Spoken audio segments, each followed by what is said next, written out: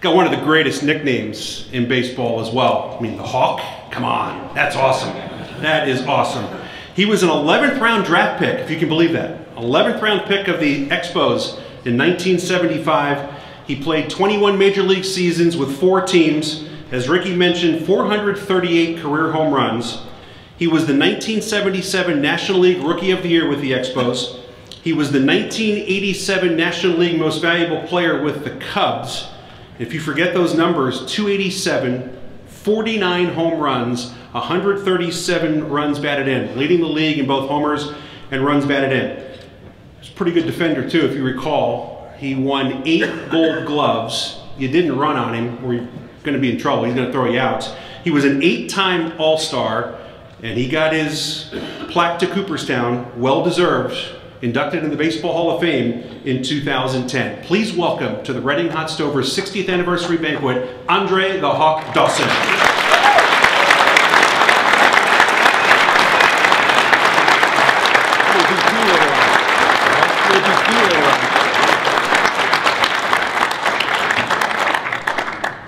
Thank you very much. Good evening. Ricky, what the scouting report should have told you was that the Hawk never saw a high fastball that he didn't like.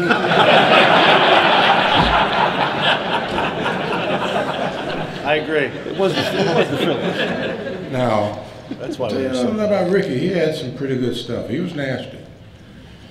And so was this guy to my left. Like I said, he didn't throw hard, but he was a teammate of mine in Chicago. And like another teammate of ours, Greg Maddox, he knew how to pitch. He knew how to get hitters out.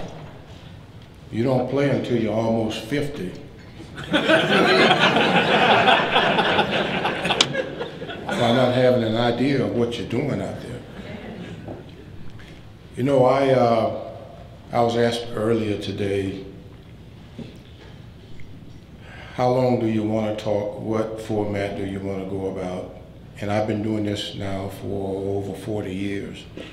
My wife always reminds me when I leave home, she said, don't forget the 5 B's of speaking. And when she threw that at me initially, I said, 5 B's? What are you talking about?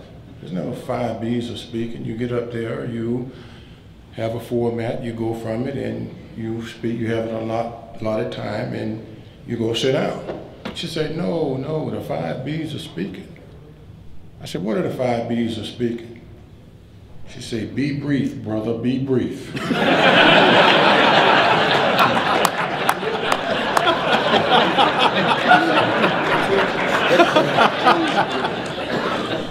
So I realized, you know, I'm going to be as brief as possible. We have a format.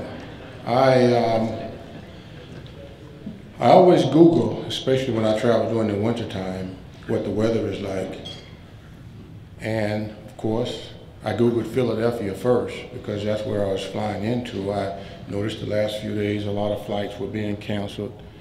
And that was my worst fear. I get the last flight out, leaving Miami, and it's going to be canceled. But fortunately enough, the weather was going to be pretty decent to come in anyway. So I fly into Philly, and Lou Kaufman is at the airport waiting to pick me up. And I had to give a double take because I almost thought I saw Tommy Lasorda.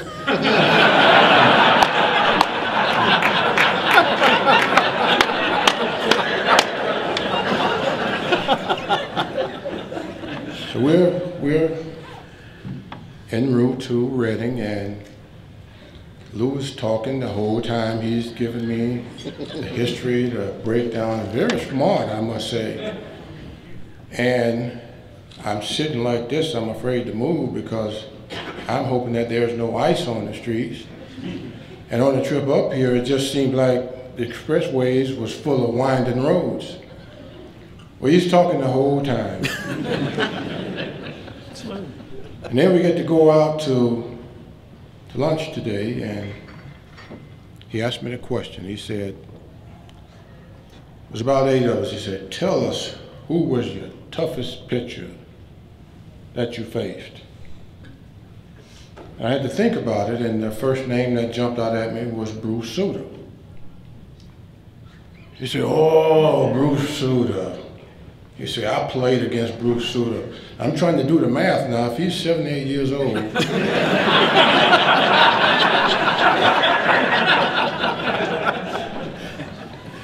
I think he said he played in Linden Valley somewhere. Linden Valley League. Yeah, played in the Linden Valley League, and he said, he was your toughest pitcher, huh? I said, yeah, he was, you know, he brought that forkball into the game, something you'd never seen, and he was tough. He said, I wore him out. I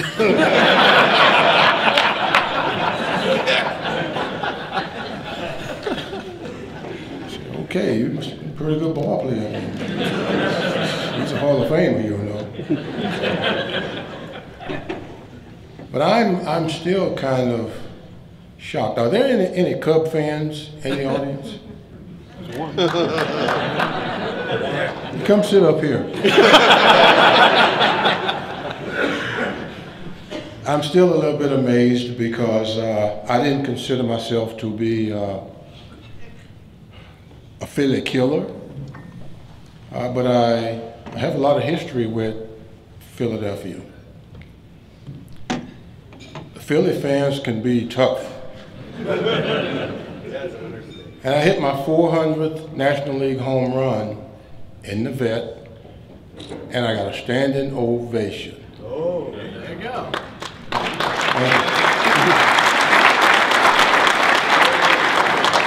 When I say I have history, I got called up in September of 1976.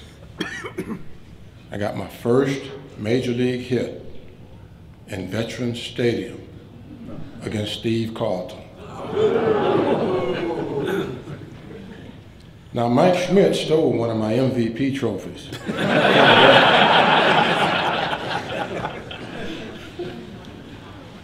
And do you know who the all-time hits leader as an opposing player in Veterans Stadium?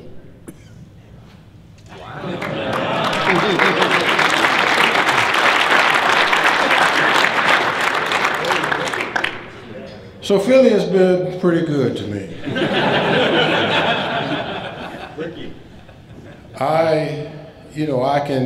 I can talk. I'm not going to talk long. I'm going to leave it to Jamie. Jamie's going to be the closer.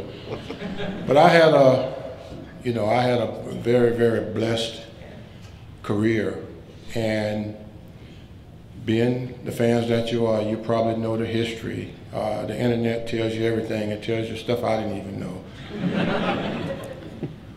Lou alerted me to that last night. He was rattling off names, and I couldn't recall them, but then I had to think about it. Yeah, you're right. But to play, for me, longevity was always the key. I was told at the outset, you'd be lucky if you play 4 years. That's the average lifespan at the time of a Major League Baseball player. And in realizing that I was probably damaged goods at the outset, I had knee surgery in high school, and it put a damper on things for me because the scouts disappeared. There were no scholarship offers, and I had to go to college as a walk-on, made the team as a freshman, made the starting lineup as a freshman, and then I was given a scholarship. But I saw the merit into why players were told that the average lifespan, which what it was 4 years.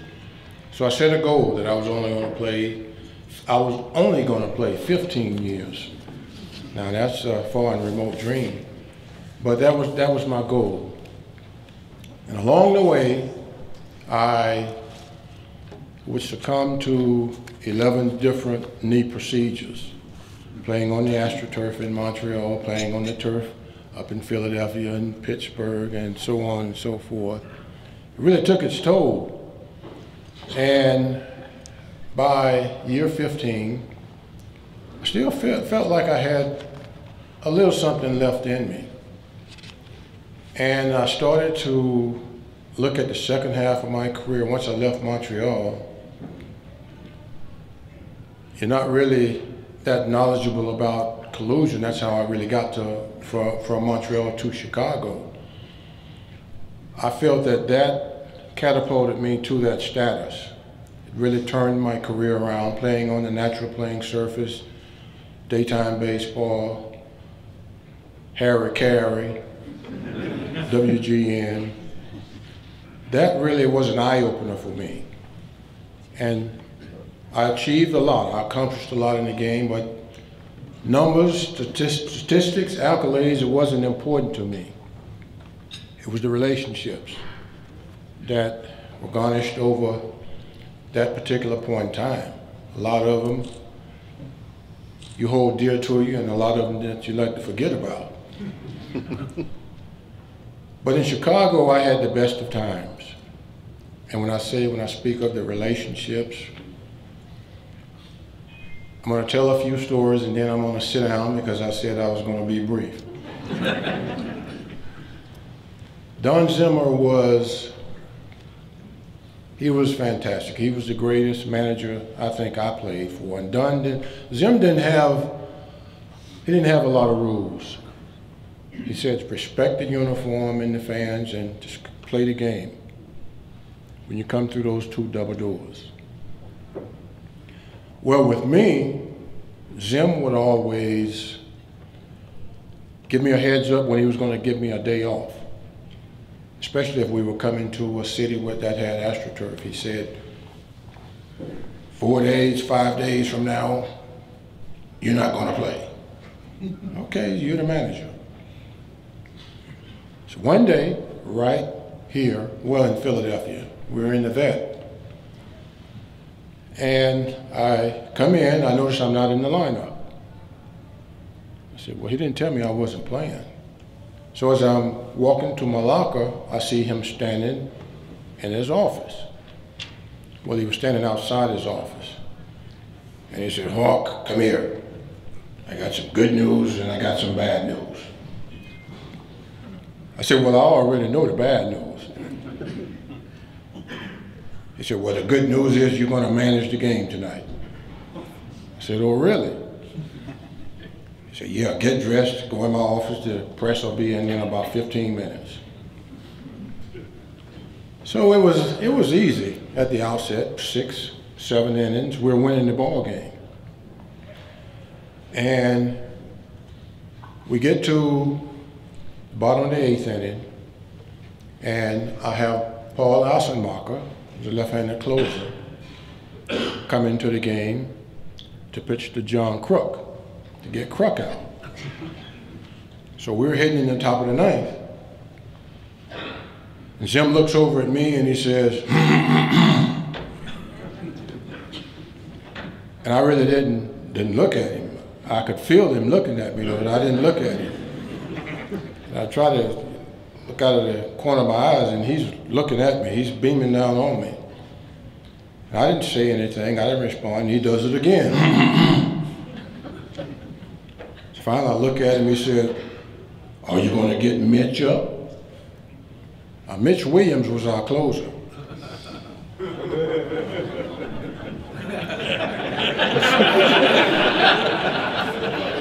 That Mitch Williams. So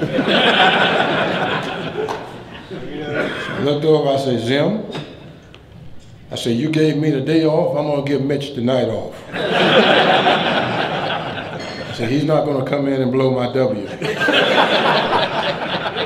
said, oh, that's fine with me. You just let the press know that when the game is over. And we won the game. I didn't have a problem with Mitch. I wasn't going to have a problem with the press. I was just going to tell them, well, that's what Zim told me. I could do whatever I wanted to do. But Zim was, like I say, he was great. We were playing a game in Chicago, and when he had the red vein go down his neck, you knew something furious was coming next. And an umpire, I forget the umpire at the time, but the umpire was having a really, really tough time.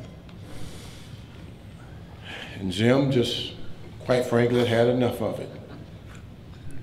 And he storms out of the dugout, and he walks. When he walks, he kind of bobbles when he walks. He pulls his hat down, and he goes up to the umpire. And they're joined back and forth, back and forth. And then Zim gets a little closer. And I said, oh Lord, this is not going to be pretty. So he reaches in his mouth and he grabs his gun. And he fires it to the ground.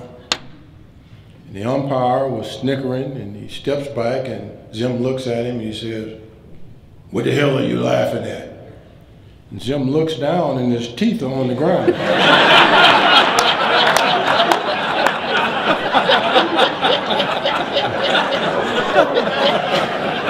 So he says to him, he says, well, you better not step on him because that's the only pair that I have. He was amazing.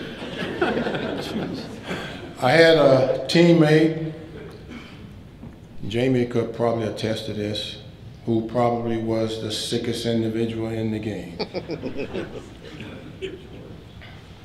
We called him Mad Dog, and it's Greg Maddox. And when I say sick, I'm going to try to filter a little bit of that sickness. It was myself in Chicago early in the season. We like to sit in the whirlpool, kind of warm up before, in particular, before I go out on the field. Then I cover myself with a lot of the warm cream of that we had, put baby oil on top of that before I layer up to go out. The Hawk it can blow in Chicago. And one particular day, it was myself, Sean Dunston, Dwight Smith, Jerome Walton. We're sitting in the four corners of the jacuzzi. Mad Dog, he walks in and he singles me out. He says, hey, Hawk, have you ever seen 4 black guys run from 1 white guy? And I'm looking at him and I think I said, well, where is he going with this? Because it's Mad Dog. And I don't say anything. And Sean Dunston, Sean said, Mad Dog, I don't play the race card. Get the hell out of here. So he said, no, I'm talking to Hawk. He says, Hawk, have you ever seen 4 black guys run from 1 white guy? So reluctantly, I looked up, I said, Mad Dog, no, not really. So he walks over to the jacuzzi, he drops his shorts and he starts taking a leak in the jacuzzi.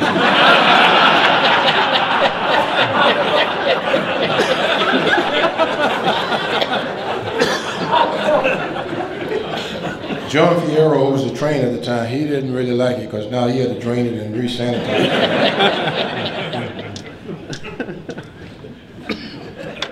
Then there was Rick Sutcliffe. Remind me, all of this is happening in Chicago, and I was only there for 6 years. Well, Sut was one of those characters, I like to call him, with the day that he's pitching, you can't approach him, he's not going to talk to you, and his tunnel vision is, don't bother me, right? So we're playing a game in the vet. And as you know, in the vet, when the home team hits a home run, they shoot off fireworks.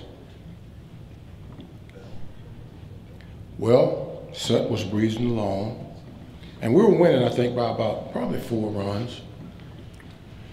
And sure enough, he gives up a home run to the leadoff hitter.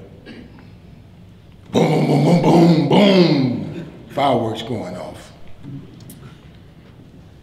Next batter, he get it out, then he walk a guy, and then he give up another home run.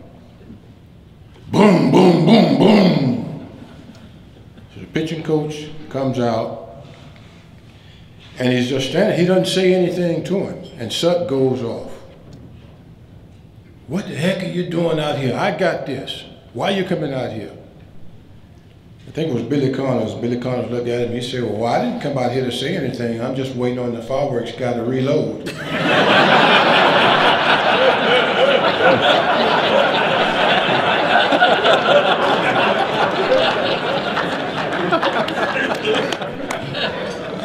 Last but not least, there was the legendary Harry Carey.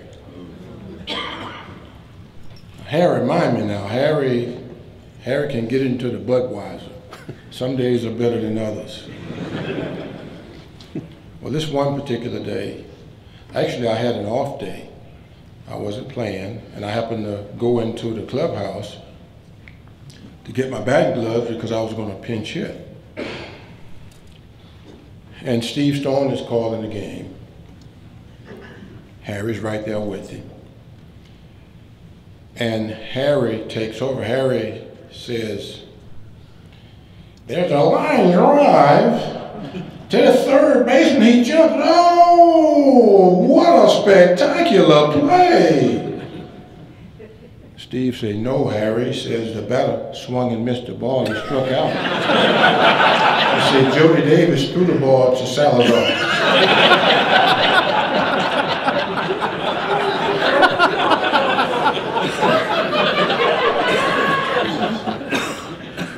But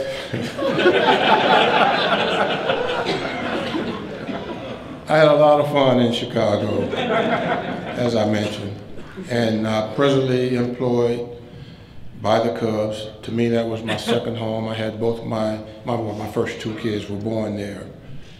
And I always said that Chicago, for me, was my second home. And I look back on the impact that it had on my playing career, and as I said, I think had it not, been for my time there, the Hall of Fame may not have happened. But I look back and I wouldn't change anything. It was painful at times. It was times when I wondered what it would be like post-career. I knew the damage was done early. I knew that a lot of injuries were going to resurface. And now I've gone through 3 knee replacements. I need a hip replacement. I got a bad back, a bad neck. But the good Lord still has me here. And I'm just thankful that I was able to persevere under all of those circumstances. And the Hall of Fame wasn't a goal of mine. It was just to be able to make the most out of a childhood dream that I pursued, and I was fortunate enough to play as long as I did. And in closing, I just want to say thanks again, Lou, for inviting me down. I'm going to drive tomorrow.